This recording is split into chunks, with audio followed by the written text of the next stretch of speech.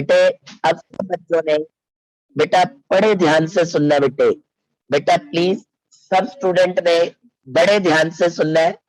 आज बेटे हमने चैप्टर 3 स्टार्ट करना है।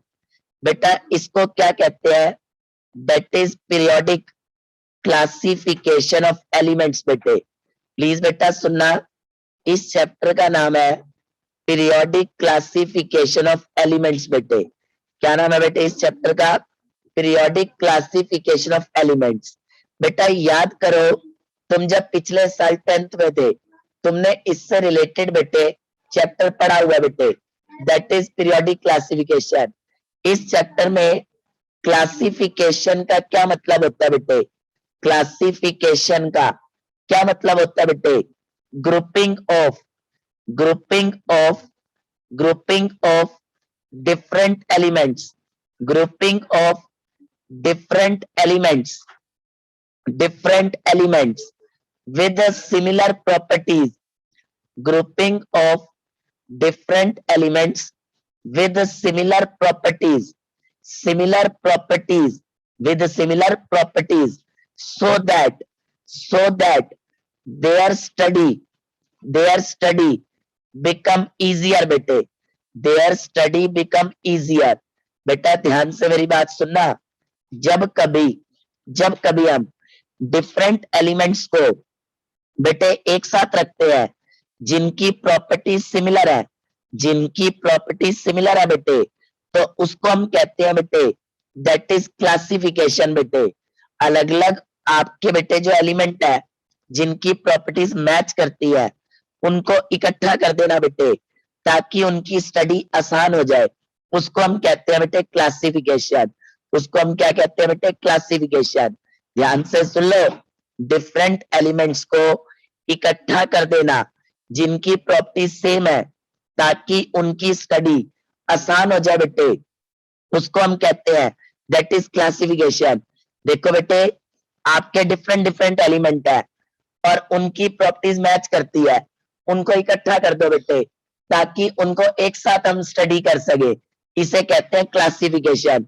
जैसे तुम्हें मैं बताता हूं बेटा, जब मैं नर्सरी में था, नर्सरी से लेकर 10th क्लास तक मैं सेक्शन ए में रहा बेटे। सेक्शन ए में क्यों रहा मैं? सेक्शन ए जो होता था हमारे स्कूल में 95% से ऊपर वाला होता था। यानी कि जब भी सेक्शन ए की बात आती थी, टीचर कहती थी टॉपर्स का सेक्शन है, टॉपर्स का सेक्शन बेटे। लेकिन जो एफ में होते थे, सेक्शन एफ में होते थे, मैडम कहती थी ये गंदों का सेक्शन है, गिरे हुओं का सेक्शन है बेटे। इसका मतलब कहीं ना कहीं स्टडी आसान हो गई, सारे बच्चों को अलग अलग कर दिया, सारे टॉपर अतुल के सेक्शन में आ जाओ और सारा गंद बेटे तुम्हारे सेक्शन में चला गया। तो इसका मतलब जब किसी चीज को हम अलग बांट देते हैं, उसकी स्टडी आसान हो जाती है बेटे। उसकी स्टडी क्या हो जाती है? आसान। जब किसी भी चीज की हम क्लासिफिकेशन कर देते हैं बेटे, क्या कर देते हैं? क्लासिफिकेशन। अब तुम्हें पता है बेटे, क्लासिफिकेशन के लिए अलग अलग साइंटिस्ट मार्केट में आए बेटे। जैसे सबसे पहले जो साइंटिस्ट मार्केट में आया वो बेटे डॉबरेनर्स था। वो कौन सा था? डॉबरेनर्स, जो सबसे पहले आया बेटे। उसके बाद आपका बेटे मार्केट में न्यूलैंड्स आया बेटे, न्यूलैंड्स। याद करो जो तुमने 10th क्लास में पढ़े थे, सबसे पहले मार्केट में डॉबरेनर्स आया बेटे, फिर कौन आया? न्यूलैंड। और जो तीसरा साइंटिस्ट आया बेटे, जो तीसरा आया वो आया बेटे लोथर मेयर। सुनो, लोथर मेयर बेटे, जिसके बारे में आज आपने पढ़ना है। ध्यान से सुनो बेटे, जो तीसरा साइंटिस्ट आपका मार्केट में आया उसका नाम क्या था? लोथर मेयर बेटे जी। क्या नाम था उसका? लोथर मेयर बेटे। जो तीसरा साइंटिस्ट आपका मार्केट में आया, अब आपको पता है बेटे इसने क्या कहा था? सुनना ध्यान से। ये अपनी लैब में एंटर किया, इसने लैब में एंटर किया, जितने भी एलिमेंट लैब में अवेलेबल थे, जितने एलिमेंट्स लैब में अवेलेबल थे, सबका मास इसको मालूम था बेटे। याद करो उस टाइम मास डिस्कवर हो चुके थे, इसको सबका मास मालूम था। इसने क्या किया, सब एलिमेंट्स की डेंसिटी निकाली मशीन से। बेटा लैब में मशीन होती है जिससे आप किसी भी एलिमेंट की डेंसिटी निकाल सकते हो, किसी भी एलिमेंट की क्या निकाल सकते हो, डेंसिटी। फिर इसने क्या किया, density is equal to mass upon volume का फॉर्मूला लगाया और सारे एलिमेंट्स की वॉल्यूम कैलकुलेट कर ली, सारे एलिमेंट्स की इसने वॉल्यूम कैलकुलेट कर ली। सुनो बेटे इस साइंटिस्ट ने क्या किया, सबसे पहले ये लैब में एंटर किया बेटे, एंटर करने के बाद जितने एलिमेंट्स थे सबका इसने मास लिया बेटे, सबकी इसने डेंसिटी निकाली मशीन से बेटा। फिर density is equal to mass upon volume किया, इससे उसने वॉल्यूम निकाल ली बेटे। क्या निकाल ली उसने, वॉल्यूम। वॉल्यूम निकल आई, वॉल्यूम निकल आई। अब सुनो, अब इसने क्या किया, ग्राफ तैयार किया बेटे। कैसे, इधर देखो, वाई एक्सिस पर इसने एटॉमिक वॉल्यूम लिखी, वाई एक्सिस पर एटॉमिक वॉल्यूम, वाई एक्सिस पर एटॉमिक वॉल्यूम लिखी बेटे, और एक्स एक्सिस पर इसने एटॉमिक मास लिखा, एक्स एक्सिस पर एटॉमिक मास लिखा बेटे। वाई एक्सिस पर क्या लिखी, एटॉमिक वॉल्यूम, और एक्स एक्सिस पर एटॉमिक मास लिखा बेटे। एक्स एक्सिस पर क्या लिखा, एटॉमिक मास, वाई एक्सिस पे वॉल्यूम और एक्स एक्सिस पे एटॉमिक मास लिखा। फिर कोऑर्डिनेट बनाए, कोऑर्डिनेट, ये देखो कोऑर्डिनेट बनाए, ऐसे करके कुछ कुछ पॉइंट लगाता गया, कुछ कुछ पॉइंट बेटे। इस तरीके से एक्स और वाई के कोऑर्डिनेट बनाए बेटा। इसने क्या किए, एक्स और वाई के ऐसे करके कोऑर्डिनेट बनाए बेटा, एक्स और वाई के। इसने क्या किया बेटे, बहुत सारे एलिमेंट थे लैब में, सबके एटॉमिक वॉल्यूम और मास निकाल लिया बेटे। उसके बाद पॉइंट बनाता गया, पॉइंट किस जिसकी वॉल्यूम इतनी है, मास इतना, ये डॉट लगा दो। जैसे वॉल्यूम इतनी है, मास इतना, डॉट लगा दो बेटे। ऐसे करके डॉट्स लगाता गया, ऐसे करके डॉट लगाता गया। फिर इसने क्या किया, इन डॉट्स को मिलाया, इसने इन डॉट्स को मिलाया बेटे। इसने क्या किया, इन डॉट्स को मिलाया बेटे। ये देखो ऐसे करके मिलाया। जैसे याद करो छोटे होते नर्सरी में जब तुम्हें मैडम ड्राइंग शीट देती थी डॉट लगा के, तुम मिलाकर 25 में से 25 ले लेते थे बेटे। ऐसे करके इसने मिलाया बेटे जी, एक ग्राफ बन गया, ग्राफ। हमने कहा ओए ये क्या तू ग्राफ बना रहा है, नर्सरी वाली बातें कर रहा है, तू कहना क्या चाहता है। वो कहता है मैं जो कहना चाहता हूं वो सुनो। इसने क्या किया, सुनना ध्यान से। इसने क्या दिखाया, हमें क्या दिखाया, यहां पर बेटे इसने कहा लिथियम है, यहां पर सोडियम है, यहां पर पोटेशियम है। ईमानदारी से बताओ, लिथियम सोडियम पोटेशियम तीनों की प्रॉपर्टीज मैच करती है, तीनों की प्रॉपर्टीज मैच करती है, और तीनों ग्राफ में टिप पर है बेटे, टिप पर। याद करो तीनों पीक पर है बेटे, तीनों ग्राफ में पीक पर है। तो इसने पता है क्या कहा, कि अगर मेरा कोई एलिमेंट है उसकी प्रॉपर्टी जिससे मैच करेंगी उन सब की पोजीशन सेम होगी, उनकी पोजीशन क्या होगी, सेम। यानी कि अगर लिथियम पीक पर है तो सोडियम भी पीक पर है और पोटेशियम भी पीक पर है, और तीनों की प्रॉपर्टीज आपस में मैच करती है। यानी कि मेरा कोई भी एलिमेंट जिसकी पोजीशन ग्राफ में सेम होगी उनकी आपस में प्रॉपर्टीज मैच करेगी। हमें ये अंकल बड़े अच्छे लगे, हमने कहा यार देख सिर्फ इसको स्टडी करना है और इनके बारे में पता चल गया। आप खुद सोचो, अगर स्कूल में मैडम आपको कहे बेटे पहला क्वेश्चन याद कर लो, दूसरे और तीसरे में वही आंसर लिख देना, आप तो उस मैडम को चुम चुम के फेंकोगे, इस जैसी मैडम नहीं है, कितनी अच्छी है, एक का 3 का भाव चला रही है, एक याद कर 3 के नंबर मिलेंगे। इसीलिए हमें ये साइंटिस्ट अच्छा लगा। इसने कहा कि मेरे ग्राफ में जिस जिस एलिमेंट की पोजीशन सेम है उनकी प्रॉपर्टीज मैच करती है, जिस जिसकी पोजीशन सेम है। हमने कहा अंकल आप हमें बड़े अच्छे लगे, तो ये कहता है चलो मुझे नोबेल प्राइज दो। हमने कहा अच्छा, इतनी आसानी से दे दे, कुछ और भी तो बोल। कहता चलो मैं एक बात और बताता हूं।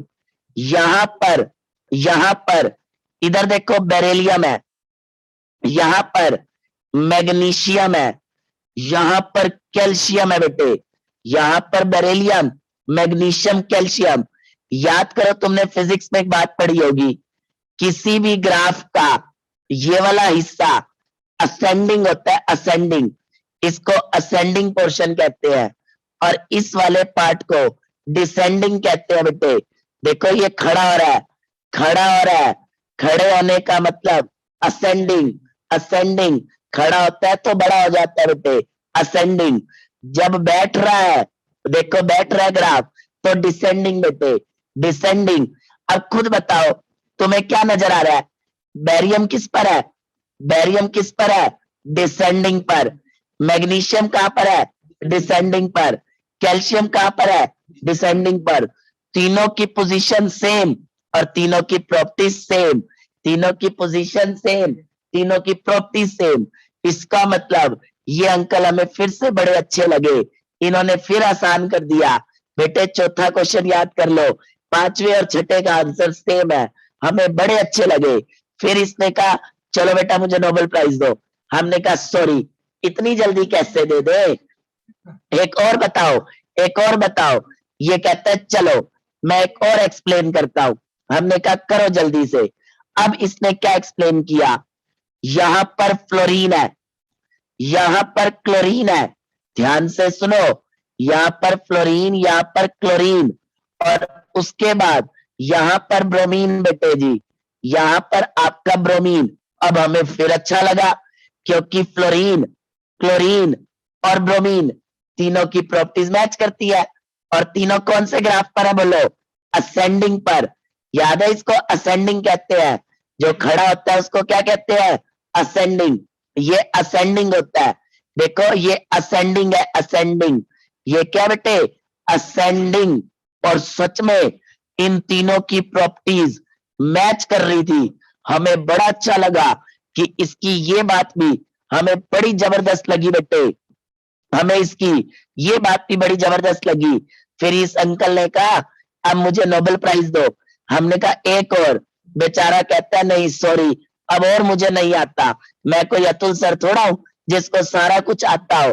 हमने कहा चल फिर भाग ले यहाँ से, अब तेरे को नोबेल प्राइज नहीं मिलेगा, पर तेरी दो चार बातें अच्छी है, इसीलिए अब हम तेरे को अच्छा साइंटिस्ट मान लेते हैं, लेकिन नोबेल प्राइज नहीं देंगे, वो तो सिर्फ अतुल सर ले जाएंगे। तो इसीलिए कहते हैं इस बंदे की तीन बातें बड़ी अच्छी लगी बेटे, तीन बातें क्या लगी, बड़ी अच्छी बेटा जी। अब लिखो बेटा इसके बारे में, लिखो बेटा लिखो। हाँ जी बेटे, इसने मेटल्स के बारे में भी बताया था। लो लिखो बेटे, he plotted a graph, he plotted a graph, he plotted a graph between, he plotted a graph between atomic volume, atomic volume and atomic mass.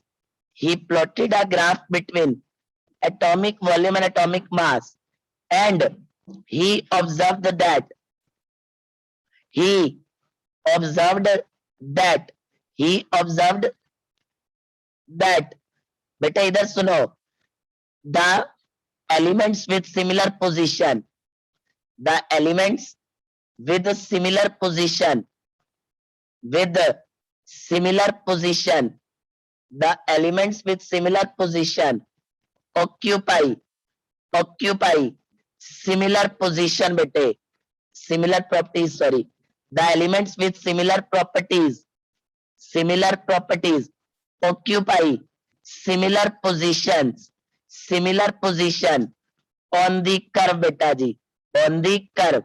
For example, for example, lithium, sodium, potassium, electropositive element, electropositive element, electropositive elements occupy peak bete, occupy peak of the curve, occupy peak of the curve बेटा जी, एक example.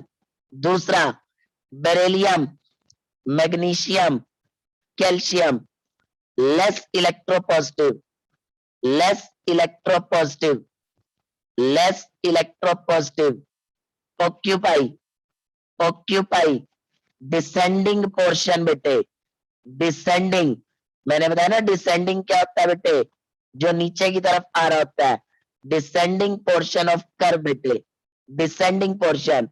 और तीसरा part बेटे, तीसरा fluorine, chlorine, bromine बेटे, electronegative element, electronegative element बेटे, electronegative element, occupy, occupy ascending portion बेटे, ascending portion बेटे। तीन बातें बेटा इस बंदे ने बताई बेटे जी, तीन बातें बेटा जी, नोट कर बेटे। आती है अगली चीज बेटे, नेक्स्ट सुनो बेटे, नेक्स्ट। अब इसके बाद बेटे, इसके बाद जो आपका साइंटिस्ट आया वो आया बेटे मेंडलीफ। कौन आया बेटे? मेंडलीफ। याद करो मेंडलीफ बेटे, जो आपने 10th में पढ़ा था बेटे, मेंडलीफ। फिर उसके बाद आया मॉडर्न बेटा जी। कौन आया बेटे? Modern periodic table. अगला कौन आया बेटे? मॉडर्न। और सब बच्चे मेरी बात ध्यान से सुनना बेटे, सब बच्चे ध्यान से सुनना, जो तुमने 10th क्लास में पढ़ा है, अब मॉडर्न पीरियोडिक टेबल उससे बहुत वास्ट आएगा, और पूरा चैप्टर इसी पर बेस्ड है बेटे। अब पूरा चैप्टर इसी पर बेस्ड है बेटे जी, इसी पर बेस्ड। सुनो बेटे, जो मॉडर्न पीरियोडिक टेबल था, इसका कंसेप्ट दिया किसने था बेटे?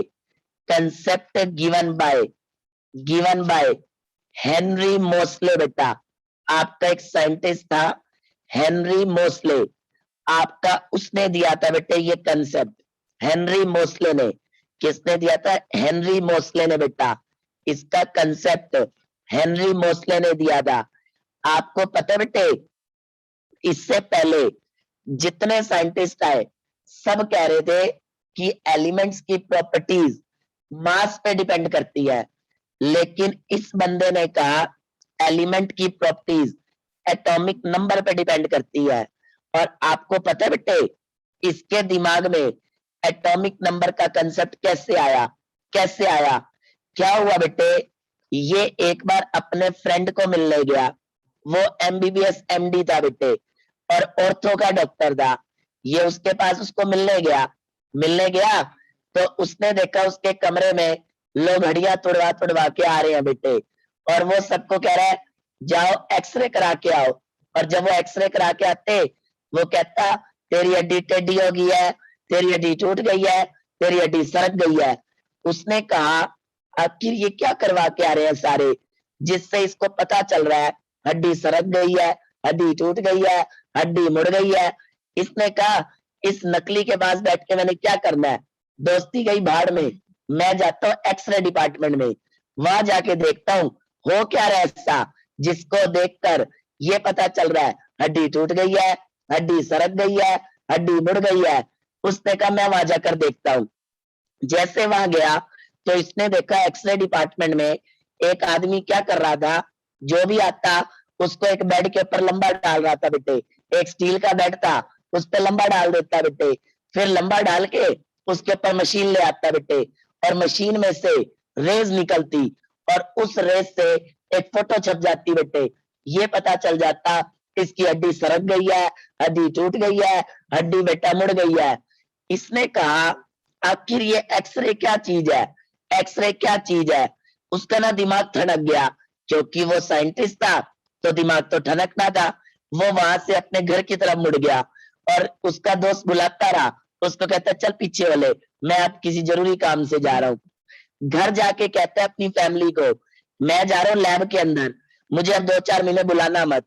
उन्होंने क्या हुआ, वो कहते कुछ नहीं हुआ, आपको पता है मैं साइंटिस्ट हूँ, आधा तो पागल हुई, मुझे जाने दो। अब वो लैब में गया, सुनो उसने लैब में क्या किया। उसने कहा मैं लैब में एक्सरे बनाऊंगा। उसने एक एलिमेंट उठाया, एक एलिमेंट, उसके ऊपर न्यूट्रॉन मारे बेटा, फास्ट मूविंग न्यूट्रॉन मारे, और क्या देखा, एक्सरे निकल कर बाहर आ रही है। एक्सरे बेटे, ऐसे करके उसने कम से कम 50 बार बेटे एलिमेंट के ऊपर न्यूट्रॉन मारे, और हर बार एक्सरे निकले, हर बार एक्सरे निकले। अब इसको ये तो पता चल गया कि एलिमेंट के ऊपर अगर न्यूट्रॉन मारो तो बेटे एक्सरे निकल के बाहर आती है। क्या निकल के बाहर आती है? एक्सरे। अब एक्सरे तो उसको बनाने आ गई। अब उसने क्या किया सुनो, उसने एक एलिमेंट उठाया ए, एलिमेंट ए उठाया जिसका मास नंबर मान लो 50 है, सॉरी एटॉमिक नंबर 50 है और मास नंबर उसका बेटे कितना 95 है। लेट करो बेटे, इसके ऊपर न्यूट्रॉन मारे बेटा, न्यूट्रॉन मारे और एक्सरे बाहर आई। और पता है कितनी एक्सरे बाहर आई बेटे? 1 सेकंड में आपकी बेटे 50 बार आ गई या 1 सेकंड में 70 बार आई। अच्छा कितनी फ्रीक्वेंसी होगी बोलो? फ्रीक्वेंसी क्या हो गई? 1/70 हो गई। बोलो बेटे 1 सेकंड में 70 तो फ्रीक्वेंसी 70 हो गई। पता ना फ्रीक्वेंसी क्या होता है? 1 सेकंड में कितने वेव्स बनेंगे। इसने क्या किया, एक एलिमेंट लिया ए जिसका एटॉमिक नंबर 50 था और मास नंबर 95 था। उसके ऊपर उसने न्यूट्रॉन मारे, एक्सरे बाहर आई, 1 सेकंड में 70। कितनी फ्रीक्वेंसी है? 70 बेटे। अब इसने क्या किया, इस एलिमेंट का फिर से उठाया। अब इसने इसका आइसोटॉप लिया, 95 की जगह 98 आइसोटॉप लिया। इसने न्यूट्रॉन मारे, न्यूट्रॉन मारे, फिर एक्सरे पैदा हुई। लेकिन अब की बार 1 सेकंड में 70 ही आई बेटे, यानी कि फ्रीक्वेंसी 70 है। वो कह रहे ये क्या हो रहा है, मास बदल गया लेकिन फ्रीक्वेंसी चेंज नहीं हुई। मास बदल गया लेकिन फ्रीक्वेंसी चेंज नहीं हुई। इसका मतलब फ्रीक्वेंसी मास पे डिपेंड नहीं करती, फ्रीक्वेंसी मास पे डिपेंड नहीं करती। उसने एटॉमिक नंबर बदला, उसने अब एक एलिमेंट उठाया बी जिसका एटॉमिक नंबर 55 था। उसने उसके ऊपर न्यूट्रॉन मारे बेटा, न्यूट्रॉन मारे, एक्सरे निकली बेटे। अब पता है क्या हुआ, 1 सेकंड में 90 निकली। इसका मतलब फ्रीक्वेंसी 90 हो गई। वो कहता है देख एटॉमिक नंबर बदलते ही फ्रीक्वेंसी चेंज हो रही है। इसका मतलब फ्रीक्वेंसी एक प्रॉपर्टी है। बोलो अगर मैं 20 झटके मारता हूं, तुम बेटे 10 मारते हो, तुम कहोगे ना अतुल सर की प्रॉपर्टी है 1 सेकंड में 20 झटके और हमारी प्रॉपर्टी है 1 सेकंड में 10 झटके। तो इसका मतलब फ्रीक्वेंसी एक तरीके की प्रॉपर्टी है बेटा, फ्रीक्वेंसी एक तरीके की क्या प्रॉपर्टी। और वो किस पे डिपेंड कर रही है? बोलो किस पे डिपेंड कर रही है? एटॉमिक नंबर पे, एटॉमिक मास पे नहीं कर रही। तो यहां से साबित हुआ कि कहीं ना कहीं इस दुनिया में हर एलिमेंट की प्रॉपर्टी एटॉमिक नंबर पे डिपेंड करती है, नॉट ऑन दी मास बेटे। अगर मास पे डिपेंड करती तो मास बदलने से ये फ्रीक्वेंसी चेंज होती, लेकिन मास बदलने से फ्रीक्वेंसी चेंज नहीं हुई। क्या चेंज हुई बेटे? एटॉमिक नंबर बदलने से।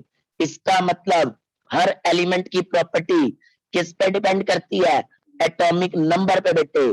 तो जो ये मॉडर्न साइंटिस्ट था हेनरी मोस्ले, इसने क्या statement the? He states that, he states that the periodic properties of elements, the periodic properties of element bete, the periodic properties of an element are of an element bete, element are periodic function, are periodic function, periodic function of their atomic number। यानी कि वो atomic number पे depend करती है, atomic number पे बेटा। He said so, he said so due to change of frequency, change of frequency of X rays बेटा, change of frequency of X rays due to change in atomic number बेटे, due to change in atomic number, due to change in atomic number. यानी कि frequency आपकी atomic number पे depend करती है बेटे। किस पे बेटे? एटॉमिक नंबर पे। इसको कहते हैं अंडर रूट ऑफ फ्रीक्वेंसी बेटा, under root of frequency. It depends upon Z बेटा, जेड किस पे डिपेंड कर रही है? जेड। लो बेटे, अब सुनो बेटे अगली चीज। अब बेटे features of modern periodic table, features of modern periodic table बेटे। अब आपको मॉडर्न पीरियोडिक टेबल के फीचर स्टडी करने हैं बेटे। मॉडर्न पीरियोडिक टेबल के सबसे पहले बेटे, जो ये मॉडर्न पीरियोडिक टेबल है, इसमें बेटे 18 ग्रुप होते हैं। सुनो, 18 ग्रुप, और इसमें 7 पीरियड होते हैं। 18 ग्रुप होते हैं, 7 पीरियड होते हैं। जो आपका फर्स्ट पीरियड है बेटा, फर्स्ट पीरियड, सुनो फर्स्ट पीरियड बेटे, उसमें सिर्फ 2 एलिमेंट्स है बेटे। फर्स्ट पीरियड में सिर्फ 2 एलिमेंट्स है बेटा, 2। सुनो, जो आपका सेकंड पीरियड है बेटा, सेकंड, उसमें 8 एलिमेंट है। जो आपका थर्ड पीरियड है, उसमें भी 8 एलिमेंट्स है बेटे। जो आपका फोर्थ और फिफ्थ है बेटे, उसमें आपके 18 एलिमेंट्स है बेटे। और जो आपका सिक्स्थ और सेवंथ है बेटा, सिक्स और सेवंथ बेटे, सिक्स और सेवंथ, उसके अंदर आपके 32 एलिमेंट है बेटा। कितने है बेटे? 32। अब सुनो, पहले वाले में सिर्फ 2 है, इसलिए उसको कहते हैं very short period. Very short बेटा जी। जो आपका सेकंड और थर्ड है, उसमें 8 है, उसको शॉर्ट पीरियड कहते हैं बेटे, उसको कहते हैं शॉर्ट पीरियड। जो आपका अगला है 18, उसको कहते हैं लॉन्ग पीरियड बेटे। उसको क्या कहते हैं? लॉन्ग पीरियड बेटे, थोड़ा सा लंबा बेटे। और इसको तो वेरी लॉन्ग बेटा जी, वेरी लॉन्ग पीरियड, क्योंकि 32 है। आप खुद सोचो बेटे, पहले वेरी शॉर्ट बेटा जी, फिर उसके बाद शॉर्ट बेटा जी, उसके बाद बेटे लॉन्ग, वेरी लॉन्ग बेटा जी। तो ध्यान से सुन लो, सबसे पहले आपका वेरी शॉर्ट बेटा जी, वेरी शॉर्ट बेटा जी, उसके बाद शॉर्ट बेटा जी, उसके बाद बेटे लॉन्ग बेटा जी, फिर वेरी लॉन्ग बेटा जी, क्योंकि बहुत बड़ा पीरियड है बेटा जी, 32 एलिमेंट का। अब याद करो बेटे, ये कौन से नंबर होते थे? Magic number 2, 8, 8, 18, 18, 32। इसको मैजिक नंबर कहते हैं बेटे। इसको क्या कहते हैं बेटे? Magic number. नेक्स्ट बेटे, अब नेक्स्ट सुनो बेटा, नेक्स्ट। अब बेटे, जो ये आपका पीरियोडिक टेबल है, इसमें ग्रुप 1 एंड ग्रुप 2, इसको क्या कहा जाता है बेटा? S block. इसको कहा जाता है बेटे एस ब्लॉक बेटे, एस ब्लॉक बेटे। या फिर कहा जाता है रिप्रेजेंटेटिव एलिमेंट ग्रुप ब्लॉक बेटे, रिप्रेजेंटेटिव, सुनो, रिप्रेजेंटेटिव एलिमेंट ब्लॉक बेटे, रिप्रेजेंटेटिव एलिमेंट ब्लॉक बेटा जी। और जो आपका ग्रुप बेटा 3 से ग्रुप आपके 12 होते हैं बेटे, उनको कहते हैं डी ब्लॉक बेटे, डी ब्लॉक बेटे। या फिर इनका दूसरा नाम ट्रांजिशन एलिमेंट होता है बेटे, ट्रांजिशन एलिमेंट, सुनो बेटे, ट्रांजिशन एलिमेंट।